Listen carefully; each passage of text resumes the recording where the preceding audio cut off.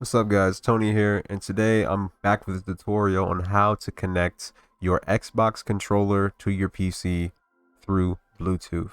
Now for this to work, you're going to need an Xbox Series S/X controller or an Xbox One controller that has the 3.0mm jack on the side of the controller. That's how you know that yours is Bluetooth enabled so it can connect to your PC.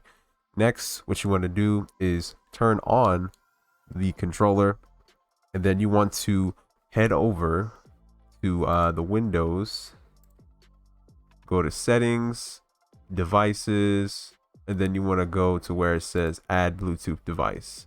And then while you're doing that, you want to hold the sync button, press and hold the sync button, and then what you're going to see is it's going to show the Xbox wireless controller. You want to click that, and then it's going to connect, and then there you go, and then you click done.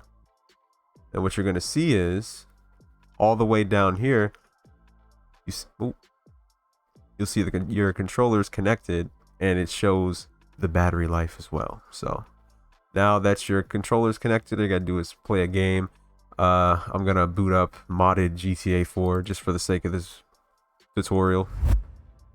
I'm here on modded GTA 4 using the controller. I'm gonna show you, it's gonna show the controller prompt when I go to the hot dog stand. See, look, it says press LB to buy a hot dog. That's what I'm gonna do. So yeah, that's about it. That's just so you know it works perfectly fine. You can even see it on the menu. Shows the A and B buttons just the same.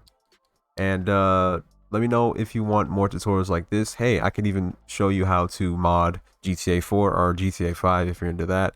Subscribe to the channel for more tutorials, and I'll see you in the next one.